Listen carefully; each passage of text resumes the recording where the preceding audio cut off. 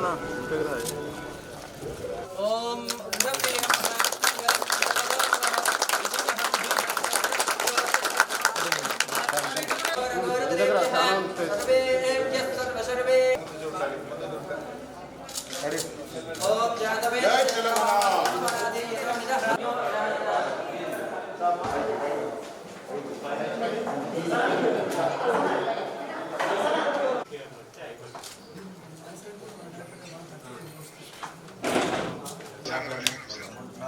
చదువుకున్న పిల్లలు కావాల్సిందే.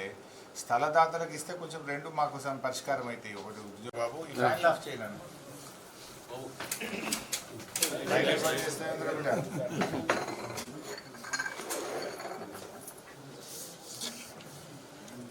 అందరికీ నమస్కారం. సిద్దిపేట జిల్లా హుస్నాబాద్లో ఈరోజు 1,71,00,000 రూపాయలతో ఎలక్ట్రిసిటీ డిఈ ఆఫీస్ను ప్రారంభం చేసుకోవడం జరిగింది. ముఖ్యంగా హుస్నాబాద్ పరిసర ప్రాంత ప్రజలు గతంలో కరీంనగర్కు లేదంటే సిద్దిపేటకు వెళ్లాల్సినటువంటి పరిస్థితి ఉండేది. మరి ఇప్పుడు ఎలాంటి విద్యుత్తుకు సంబంధించినటువంటి పనులున్నా కూడా హుస్నాబాద్లోనే చేసుకునే విధంగా మనము డిఈ ఆఫీస్ను గౌరవ ముఖ్యమంత్రి కేసీఆర్ గారి ఆశీస్సులతో హుస్నాబాద్కు డిఈ పోస్టును ఆఫీస్ను మంజూరు చేసుకున్నాం. ఇవాళ నూతన భవనాన్ని కూడా పూర్తి చేసుకొని ప్రారంభోత్సవం చేసుకోవడం జరిగింది. ఇది 1,71,00,000 రూపాయలతో ఈ భవనాన్ని మనం నిర్మించుకొని ఇవాళ ప్రారంభం చేసుకున్నాం. అదేవిధంగా హుస్నాబాదు నియోజకవర్గంలో నాగసముద్రాల వద్ద 220/132 kV సబ్స్టేషన్ ఒకటి గతంలో మంజూరు చేసుకున్నాం.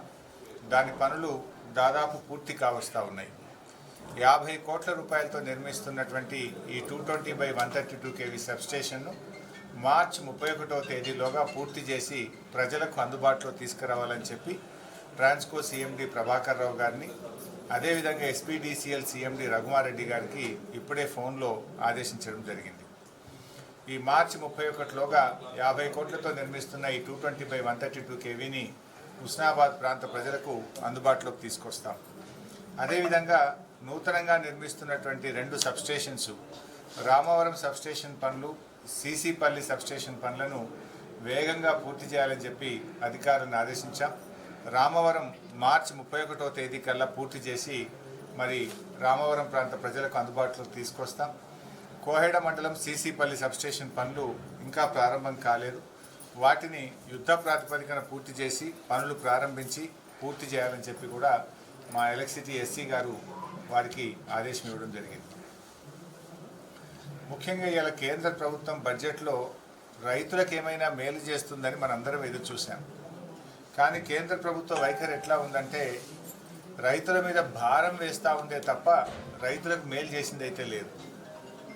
రాష్ట్ర ప్రభుత్వాలకు ప్రతి సంవత్సరం 4% FRBM లోన్లు ఇస్తారు. 4% అనుమతి ఉంటుంది. గత 2 సంవత్సరాలు కూడా మన రాష్ట్రానికి 4% FRBM పరిమితి ప్రకారంగా లోన్స్ తీసుకోవడానికి అవకాశం ఇచ్చారు. అది నార్మల్గా ప్రతి సంవత్సరం ఉండేదే, ప్రతి ప్రభుత్వం ప్రతి రాష్ట్రానికి ఇచ్చేటువంటిదే. కానీ ఈసారి కేంద్రంలో ఉన్న బీజేపీ ప్రభుత్వం, ఆర్థిక మంత్రి నిర్మలా సీతారామన్ గారు 3.5% రాష్ట్రాలకు నేరుగా ఇస్తాం, ఇంకొక 0.5% ఇవ్వాలంటే విద్యుత్ సంస్కరణలు తీసుకురావాలి అనే నిబంధన పెట్టారు. విద్యుత్ సంస్కరణలు తీసుకురావాలంటే ఏంటి? బాయిల కాడ మీటర్లు పెట్టాలి, విద్యుత్తు పంపిణీ వ్యవస్థను ప్రైవేట్ పరం చేయాలి, ఇది కూడా ప్రైవేట్ వాళ్ళకి అప్పచెప్పాలన్నది ఇవాళ కేంద్ర ప్రభుత్వం యొక్క విధానం. అంటే మన విధానం అయితే మీ అందరికీ తెలిసిందే. గౌరవ ముఖ్యమంత్రి కేసీఆర్ గారు చాలా స్పష్టంగా చెప్పిండ్రు, నా గొంతులో ప్రాణం ఉండంగా బాయిల కాడ మీటర్లు పెట్టా అన్నాడు. అంటే మనం మీటర్లు పెట్టాము అంటే ఈ 0.5% డబ్బు మనకు రానట్టే లెక్క. అంటే 5,000 కోట్ల రూపాయలు బడ్జెట్లో ఇవాళ తెలంగాణకు కోత పెట్టినట్టే కదా. అంటే కేంద్ర ప్రభుత్వం ఇచ్చింది ఏమీ లేదు, కానీ ఇచ్చే దాంట్లో కూడా కోత పెడతా ఉన్నది ఇవాళ కేంద్రంలో ఉండే బీజేపీ ప్రభుత్వం. మీరు ఏం చెప్పిండ్రు? ఎందుకు ఈ నిబంధనలు? మేము మిమ్మల్ని డబ్బులు అడుగుతున్నామా? మా ప్రభుత్వ విధానము, మేము మా రైతులకు 24 గంటల నాణ్యమైన ఉచిత విద్యుత్తు బాయిల కాడ బోర్ల కాడ మేము ఇచ్చుకుంటున్నాం కదా. 5 ఏళ్ళకెళ్ళి 6 ఏళ్ళకెళ్ళి ఇచ్చుకుంటున్నాం. మా రైతులకు ఫ్రీ కరెంట్ ఇవ్వడానికి 1 సంవత్సరానికి 12,000 కోట్ల రూపాయలు రాష్ట్ర ప్రభుత్వం ఖర్చు పెడతా ఉంది. ప్రతి సంవత్సరం 12,000 కోట్లు రైతులు కట్టాల్సిన డబ్బులను రాష్ట్ర ప్రభుత్వం విద్యుత్ సంస్థలకు కడతా ఉంది. మేము కడుతున్నాం కదా రైతుల తరఫున. రైతులకు ఫ్రీగా ఇచ్చుకుంటూ రైతులు కట్టే డబ్బులను టీఆర్ఎస్ ప్రభుత్వం, తెలంగాణ ప్రభుత్వం విద్యుత్ శాఖలకు కట్టుకుంటా ఉంది. మీకెందుకు అభ్యంతరం? అంటే మీ ఉద్దేశం ఏంటంటే ఈ మెల్లమెల్లగా విద్యుత్ సంస్కరణలు తీసుకొచ్చి బాయిల కాడ మీటర్లు పెట్టి లెక్క పెట్టి మళ్ళీ రేపు ఇంకో రోజు ఇంకోటి అంటారు. ఇవాళ ఏమన్నారు, మీటర్లు పెడితేనే 5,000 కోట్లు ఇస్తామని నిబంధన పెట్టిండ్రు, 0.5% FRBM అనుమతిస్తామని నిబంధన పెట్టిండ్రు. రేపు ఏమంటారు, ఇంకో బిల్లు వసూలు చేస్తేనే మళ్ళీ ఇస్తామని అంటారు. ఇప్పుడు సిలిండర్ల విషయంలో ఏం చేసిండ్రు మీరు? సబ్సిడీ మేము మీకు డైరెక్ట్ బ్యాంకులు ఇస్తాము, ఇక సిలిండర్ సబ్సిడీ మీద ఇయ్యమని చెప్పిండ్రు. ఒక ఏడాది ఇచ్చినట్టు చేసిండ్రు, మెల్లగా ఎగబెట్టేసిండ్రు. ఒకప్పుడు 400 రూపాయలు సబ్సిడీ వచ్చేది గ్యాస్ సిలిండర్ మీద. ప్రతి సిలిండర్కు సంవత్సరానికి 6 సిలిండర్లు అంటే 6 నాలుగు 2400, 2,400 రూపాయలు బ్యాంకులో పడేటి. ఇవాళ పడుతున్నాయా? 400కి 300 చేసిండ్రు, 200 అయింది, 100 అయింది. నిన్న ఇవాళ 40 రూపాయలు 15 రూపాయలకి వచ్చిందంటారు. కొంతమందికి అయితే అది కూడా పడతనే లేదు. రేపు ఇది కూడా గంతే చేస్తారు కదా. అంటే ఇవాళ బీజేపీ ప్రభుత్వం ఎవరికి కూడా ఏమి ఇచ్చింది లేదు. ఇవాళ అన్యాయంగా విద్యుత్ సంస్కరణలు తేవాలని రాష్ట్రాల మెడ మీద కత్తి పెడతా ఉంది, రాష్ట్ర ప్రభుత్వాల మీద ఒత్తిడి పెంచుతూ ఉంది. రైతులకు బాయిల కాడ మీటర్లు పెట్టాలంటున్నది ఇవాళ బీజేపీ ప్రభుత్వం. ఇవాళ ప్రజలు, ముఖ్యంగా రైతులు కూడా ఆలోచించాలని చెప్పి కోరుతా ఉన్నారు. మొన్న ఫిబ్రవరి 1వ తేదీ నాడు పార్లమెంట్లో నిర్మలా సీతారామన్ గారు ప్రవేశపెట్టిన బడ్జెట్లో స్పీచ్లో చెప్పినారు, అందరం టీవీలో చూసాం.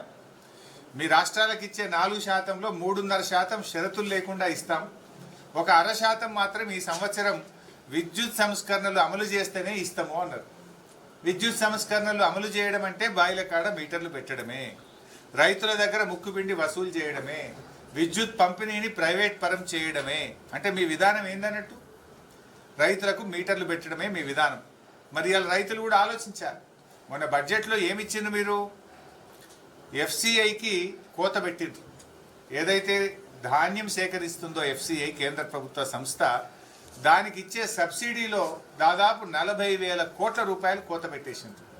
అంటే FCIకి రేపు నిధుల కోత పెట్టిండ్రంటే రాబోయే రోజుల్లో రైతుల దగ్గర ధాన్యం కొనడంలో కూడా కోత పెడతారు. రేపు ధాన్యం కొనడం కూడా మీరు తక్కువ చేస్తారని చెప్పకనే చెప్పింది ఇవాళ కేంద్ర ప్రభుత్వం. ఎరువుల సబ్సిడీ విషయంలో, యూరియా, DAP విషయంలో కూడా కోత పెట్టిండ్రు.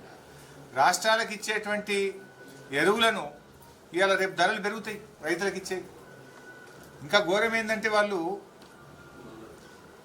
ఒకటి DAP, ఇంకో దాన్ని ఏమంటాము పొటాష్, యూరియా. ముఖ్యంగా తెలంగాణ ప్రాంతము, ఇటు దక్షిణ భారతదేశంలో కాంప్లెక్స్ ఎరువులు ఎక్కువ వాడతారు, ఉత్తర భారతదేశంలో యూరియా ఎక్కువ వాడతారు, DAP ఎక్కువ వాడతారు. అయితే వాళ్ళు ఏం చేసిండ్రు, ఉత్తర భారతదేశంలో యూరియా, DAP ఎక్కువ వాడతారని చెప్పి యూరియా, DAPలకేమో ధరలు పెంచలేదు. దక్షిణ భారతదేశము, తెలంగాణలో ఎరువులు, కాంప్లెక్స్ ఎరువులు ఎక్కువ వాడతారని చెప్పి కాంప్లెక్స్ ఎరువుల మీద మాత్రం ధర పెంచారు. అంటే ఎంత పక్షపాతం చెప్పండి. ఉత్తరప్రదేశ్ రాష్ట్రంలో ఇవాళ ఎలక్షన్లు ఉన్నాయని, ఉత్తర భారతదేశంలో ఎరువులు ఎక్కువ వాడతారని చెప్పి, ఆ ప్రాంతంలో యూరియా ఎక్కువ వాడతారని చెప్పి, ఉత్తరప్రదేశ్ ఎన్నికల్లో లబ్ధి పొందడం కోసం అక్కడనేమో యూరియాకు ధర పెంచలేదు. తెలంగాణలో, దక్షిణ భారతదేశంలో కాంప్లెక్స్ ఎరువులు ఎక్కువ వాడితే ఇక్కడ మాత్రం కాంప్లెక్స్ ఎరువులకు ధర పెంచింది. అంటే మీ ఉత్తర భారతదేశంకి ఒక నీతి, దక్షిణ భారతదేశానికి ఒక నీతి. ఇవాళ ఇది కేంద్రంలో ఉండే బీజేపీ ప్రభుత్వ తీరు. ఎంత అన్యాయం.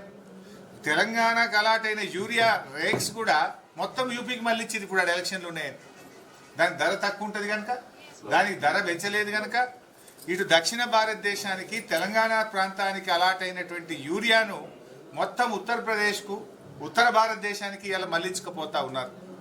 ఈ ధరలు పెరిగిన కాంప్లెక్స్ ఎరువులు మాత్రం ఇవాళ తెలంగాణలో అమ్ముతున్నారు. అంటే ఇవాళ బీజేపీ ప్రభుత్వం తెలంగాణ మీద ఎంత వివక్ష చూపుతుందనడానికి ఇది ఒక ఉదాహరణ. అంటే మీరు బడ్జెట్లో ఏమి ఇచ్చిందంటే ఎరువుల ధరలు పెంచింది. FCIకి ద్వారా ధాన్యం కొంటే దానికి కొంత సబ్సిడీ ఇవ్వాల్సి వస్తుంది. సో FCIకి సబ్సిడీలో కోత పెట్టింది. బాయిల కాడ మీటర్లు పెట్టుమని షరతు పెట్టింది. ఇక ఉత్తరప్రదేశ్ ఎలక్షన్ కాగానే మళ్ళీ డీజిల్ ధర కూడా పెంచుతారు మీరు. అంటే మీరు ఏమి ఇస్తారు? మీరు పెంచుడు తప్ప ఏమైనా ఉన్నదా?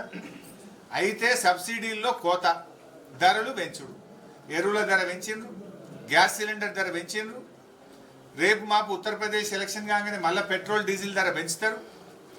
రైతులకు ఇచ్చే FCI ద్వారా మరి దానికి సబ్సిడీలో కోత పెట్టిండ్రు. అంటే మొత్తంగా కూడా ఒక వివక్ష చూపుతా ఉన్నారు. ఇవాళ తెలంగాణ రాష్ట్రం అన్నా దక్షిణ భారతదేశం మీద ఇవాళ ఒక వివక్ష చూపుతా ఉన్నది ఢిల్లీలో ఉండే బీజేపీ ప్రభుత్వం. బడ్జెట్లో ఏమి ఇచ్చింది తెలంగాణకు? ఏమి కూడా ఇవ్వలే. పక్కన కర్ణాటకకు ఒక జాతీయ ప్రాజెక్ట్ ఇచ్చింది, ఆంధ్రప్రదేశ్కు జాతీయ ప్రాజెక్ట్ ఇచ్చింది. మరి తెలంగాణకు ఎందుకు ఒక జాతీయ ప్రాజెక్ట్ ఇవ్వరు అని మేము అడుగుతా ఉన్నాం. అన్ని రాష్ట్రాలకు జాతీయ ప్రాజెక్ట్ ఇచ్చి తెలంగాణకు మాత్రం మొండి చేయి చూపుతా ఉన్నది ఇవాళ బీజేపీ ప్రభుత్వం. సో ఏది ఏమైనా ఇవాళ మన ముఖ్యమంత్రి గారు చక్కగా ఆర్థిక విధానాన్ని అవలంబించడం ద్వారా కేంద్రం మనని ఆదుకోకపోయినా, కేంద్రం వివక్ష చూపినా కూడా ఇవాళ అభివృద్ధిలో తెలంగాణనే ముందంజలో ఉన్నది. ఇవాళ తెలంగాణలో ఇచ్చినట్టు 24 గంటల నాణ్యమైన ఉచిత కరెంట్ ఎక్కడైనా భారతదేశంలో ఇస్తున్నారా? ఎక్కడ కూడా ఇవాళ భారతదేశంలో రైతులకు ఉచిత కరెంట్ ఇచ్చేటువంటి ప్రభుత్వమే లేదు. పైగా కేంద్ర ప్రభుత్వం బొగ్గు మీద సెస్ వేసింది. మళ్ళా ఇంకింత మన మీద భారం పెంచేటట్టు ఈ కరెంటు ఉత్పత్తి చేసేయడానికి వాడేటువంటి బొగ్గు మీద విపరీతంగా సెస్సు పెంచి మన మీద భారం వేసింది. బొగ్గు మీద సెస్సు పెంచేందుకు ఉచితంగా వచ్చేటువంటి లోయర్ సీలేరు పవర్ ప్రాజెక్ట్ను గుంజుకొని ఆంధ్రాకి అప్పచెప్పిండ్రు. ఆ లోయర్ సీలేరు ఉంటే మనకు 10 పైసలకే కరెంట్ వచ్చేది తెలంగాణకు. కానీ లోయర్ సీలేరు పవర్ ప్లాంట్ను వచ్చి రాగానే బీజేపీ గవర్నమెంట్ తెలంగాణ నుంచి లాక్కొని ఆంధ్రాకి అప్పచెప్పింది. అంటే అన్ని రంగాల్లో కూడా తెలంగాణకు ఒక వివక్ష చూపుతూ వస్తున్నది బీజేపీ ప్రభుత్వం. బట్ ఏది ఏమైనా ప్రజల కోసం కట్టుబడి ఉంది. ఇవాళ అందుకే పెద్ద ఎత్తున కొత్త సబ్స్టేషన్లు కూడా కడుతున్నాం. గతంలో ఇన్ని సబ్స్టేషన్లు ఎప్పుడు రాలే. కాలిపోయే మోటార్లు, పేలిపోయే ట్రాన్స్ఫార్మర్లతో తెలంగాణ రైతు బతుకు ఆగమైతుండే. రైతులు పాపం బాయికాడికి ఇంటికాడికి తిరిగి తిరిగి ఆ దొంగరాత్రి కరెంటుతో పాములు గుట్టి తేళ్లు గుట్టి చచ్చిపోయే పరిస్థితి ఉండేది. కానీ ఇలా పగటిపూట 24 గంటల కరెంట్ ఇచ్చి ఒక భరోసానిచ్చి మోటార్లు కాలకుండా, ట్రాన్స్ఫార్మర్లు కాలకుండా నాణ్యమైన కరెంట్ ఇచ్చినటువంటి ఘనత మన ముఖ్యమంత్రి కేసీఆర్ గారిది, టీఆర్ఎస్ ప్రభుత్వం. ఇవాళ దాంట్లో భాగంగానే మంచి డిఈ ఆఫీస్ కూడా ఇక్కడికి వచ్చింది. ఒక ఉన్నతాధికారి కూడా హుస్నాబాద్లో ఉండే అవకాశం వచ్చింది. మరి రాబోయే రోజుల్లో ఈ 220 kV సబ్స్టేషన్ కూడా మనం ప్రారంభోత్సవం చేసుకుంటే ఇంకా మంచి కరెంటు మన ప్రాంతంలో వచ్చేటువంటి అవకాశం ఉంటుంది. ఇవాళ రైతులు అందరూ కూడా ఆలోచించాలి. కేంద్ర ప్రభుత్వం రైతులకు పెట్టుబడి వ్యయాన్ని పెంచుతూ ఉంది, ఖర్చు పెంచుతూ ఉంది, కొనుగోలు తగ్గిస్తూ ఉంది. ఇవాళ బాయిలకాడ మీటర్లు పెట్టమని స్వయంగా పార్లమెంట్లో నిర్మలా సీతారామన్ గారే చెప్పిండ్రు.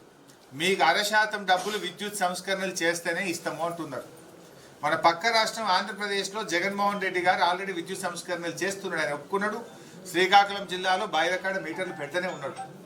కానీ మన ముఖ్యమంత్రి కేసీఆర్ గారు మాత్రం మనది వ్యవసాయక రాష్ట్రం, మా రైతుల్ని మేము కాపాడుకోవాలని చెప్పి చాలా గట్టిగా మేము ఉచిత కరెంట్ ఇస్తామని చెప్పి ఇవాళ మనం ఒక్కరం మాత్రమే ఇవాళ రాష్ట్ర రైతాంగానికి ఈ భారతదేశంలో ఉచిత కరెంట్ ఇస్తున్నాం.